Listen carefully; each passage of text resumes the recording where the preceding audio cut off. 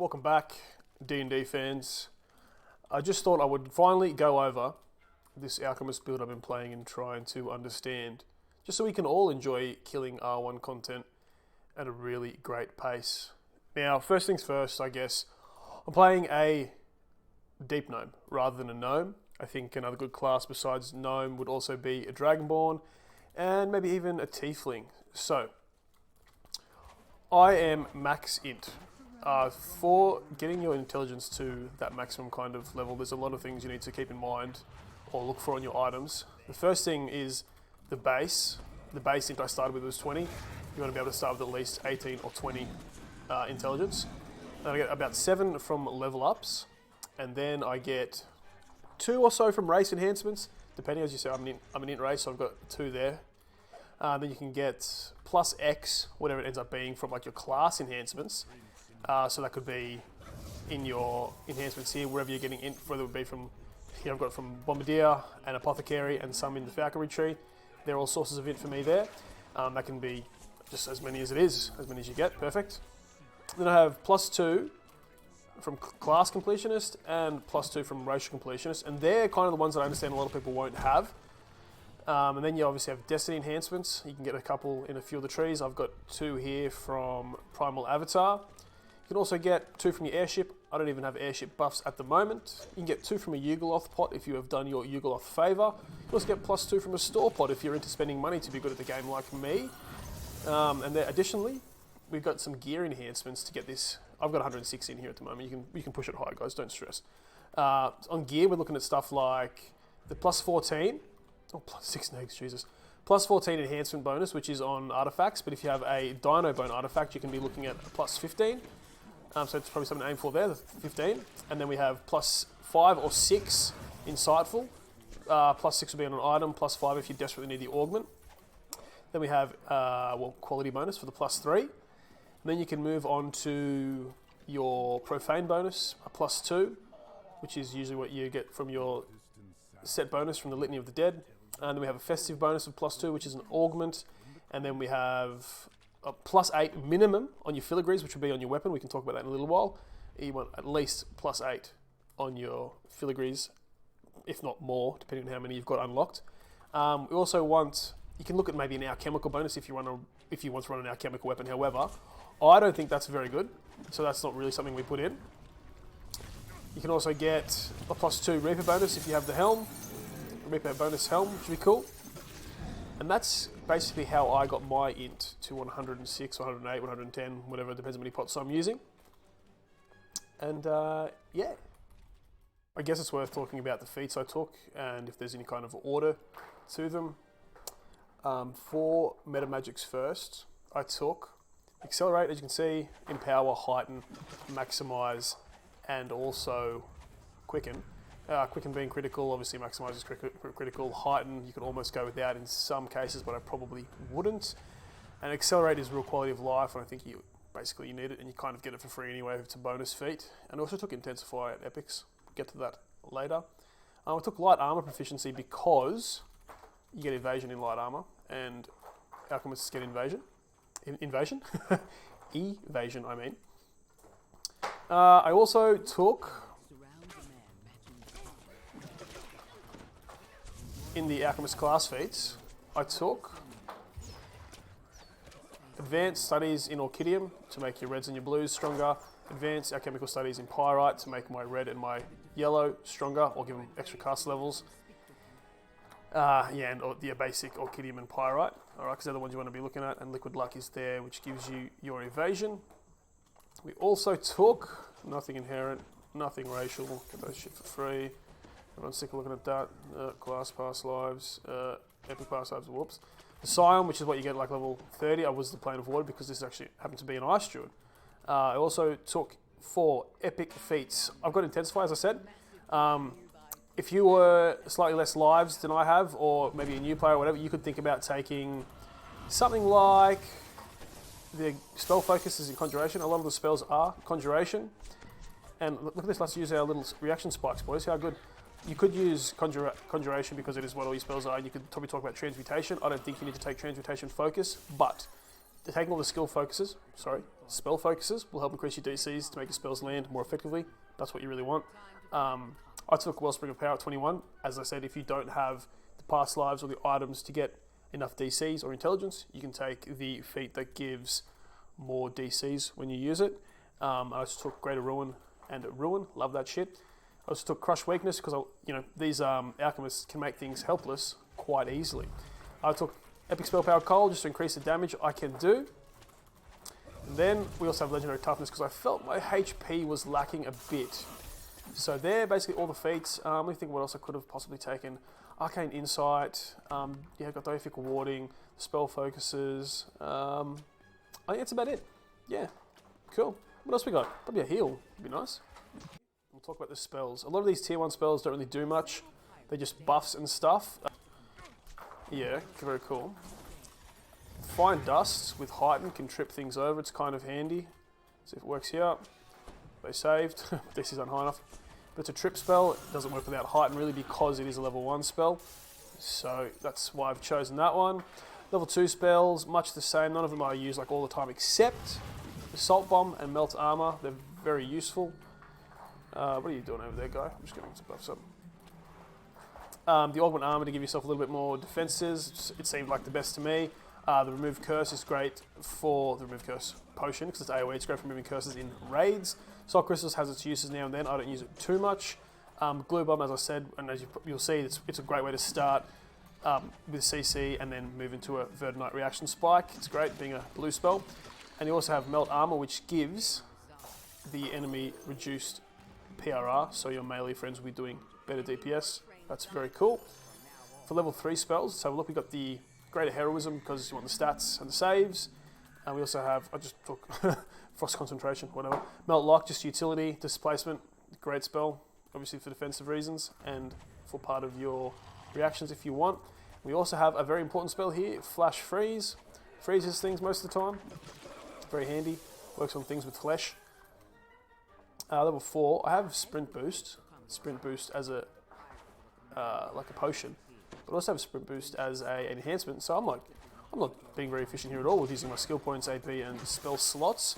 And next, I have Caustic Overload. I'm pretty sure that's just an AoE spell, not as good as the Voltaic Burst, which decreases the MRR of enemies. There's more mobs out here. Where the fuck are they? Issues? What's she doing here? So we can just tear up real quick.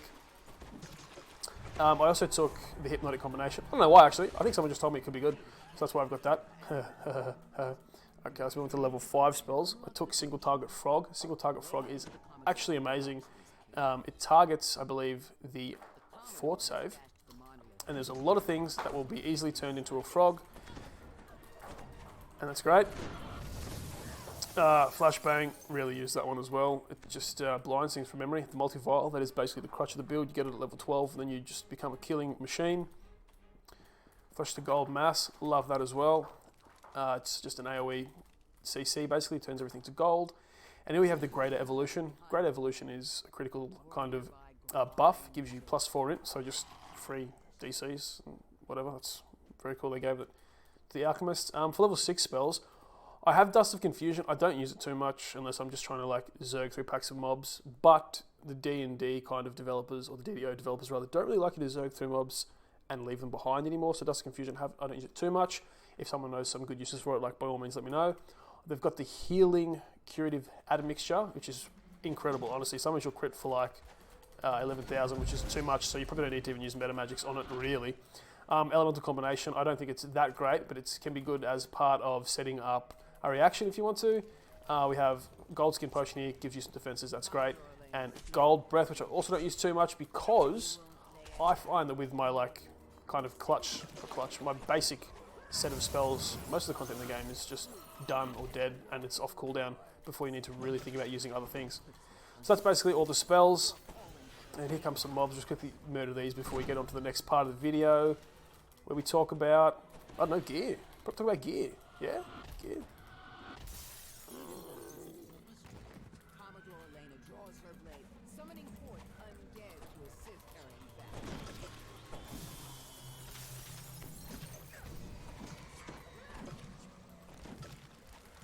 Don't forget to do these.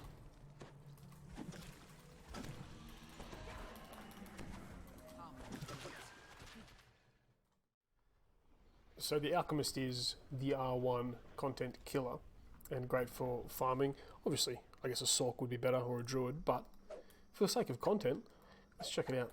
To get more like high skill kind of play, what I've done is tried to set up what looks like a bar just for activating reaction spikes, which are very strong. It's just I know a lot of players probably are too lazy to do them, but if you set it up like this, it might make it easier for you to pull them off and then try to utilize them. The first one, see, we've got the blue here on this little dot. I'll point to it. So that's a glue bomb. The glue bomb gives us blue. Then we use something like a smoke bomb, which puts us into the Verdnite reaction spike, and that's the one that gives us some conjuration DCs. So from there you can start pumping up your multi-vials. Between these, I often throw like a greater color spray, and then I'll throw like a multi-vial. And from there, I'll throw a voltaic burst. The voltaic burst decreases enemies' MRR, but also puts you into that pyrite reaction spike, which gives you 50% spell cost reduction on spells, and 6 times your alchemist level to spell power, I believe, for the main elements. So that's kind of good habit to like lead with something like a glue bomb into a smoke bomb to get yourself out of trouble. Pop in the color spray if you want to, you don't have to, it's not part of it. Then like a multi-vial into a voltaic burst. You get the reaction, cheaper spells, then your greater ruins become affordable. And yeah, just having them off to the side makes it easy for you to like see them, use them, you can hotkey them, and just start trying to use that like higher skill cap kind of play just to utilize those reaction spikes, because they're a bit confusing when I try to read through like the feat list. There's a lot to read then. I assume people don't want to read all that. That's not fun. You're here to kill mobs and get XP and get sick loot, right? And so, let me just see. It's like a glue bomb into a yellow spell. Get that. Kill all those dudes. Awesome. And now we have a look here, we've got a red there. So I know for my next spell, if I throw a yellow, I should be able to get into the cheap spell casting one. And boom, good to go. It's basically free spells. How good. Right, let's try and talk about gear while we do a quest on R1. I'm worried that trying to play the game and talk at the same time will make me seem like I'm really slow and don't know what I'm talking about, which multitasking does have that effect on men.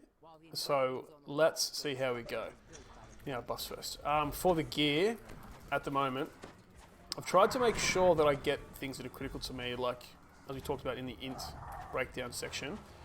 But some of those items I've used, and I think a really good base or a core for a gear set are the armor, helm, and cloak from the Echoes of the Waking Ancestors or Walking Ancestors set, depending on where you read.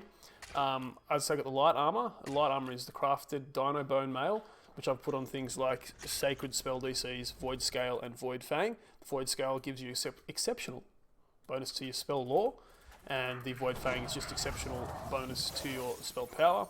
The helm, I haven't even finished my helm yet. It's just got cold crit damage and the set bonus put on there at the moment pretty much, and a couple of things in the augments. The augments I think were, let's have a look, just a festive int and a Pommer's Memento, very cool. And the cloak is just the base cloak, which comes with charisma. It's got the insightful spell, focus mastery, and the set bonus at least, so it's not too bad. It's not too bad. It's out of trouble. Some other things that help in the gear set I have found are the 2 rings from Lob and MA. The cold ring, which is the elemental ring of frost, just as a base, because it's part of the set and it gives you your it gives you glaciation, which is some of your spell power, very cool.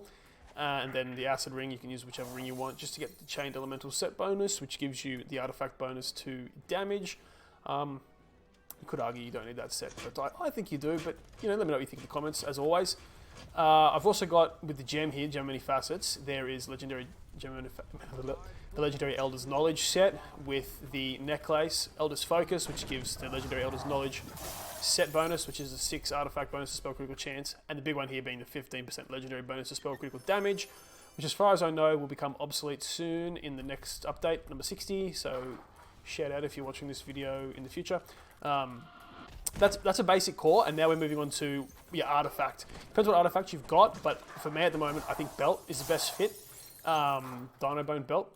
You've got your main stat in the scale slot, so plus 15 int, and then I had just cold spell crit damage and a plus 2 profane bonus to my spell DCs.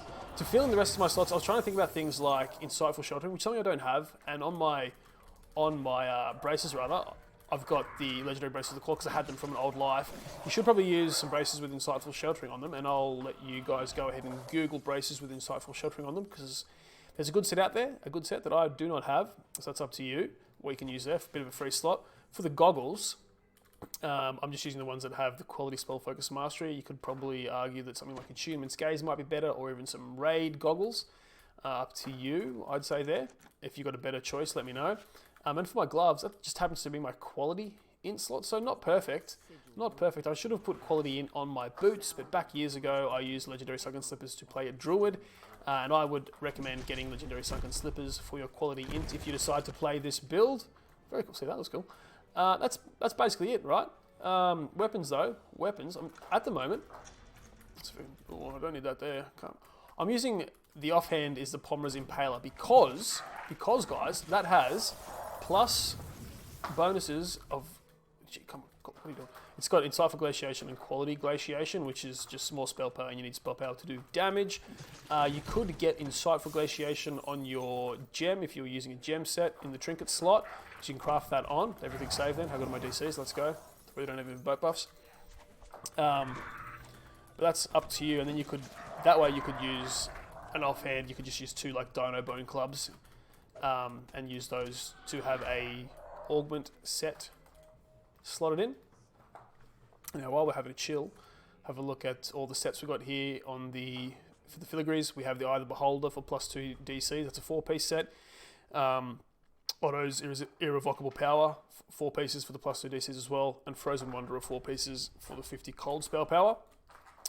We can have a look how that's kind of fixed up, can we? No, we better not, we'll fucking die. But you get the idea. You can just pause that screen and check it out if you need to.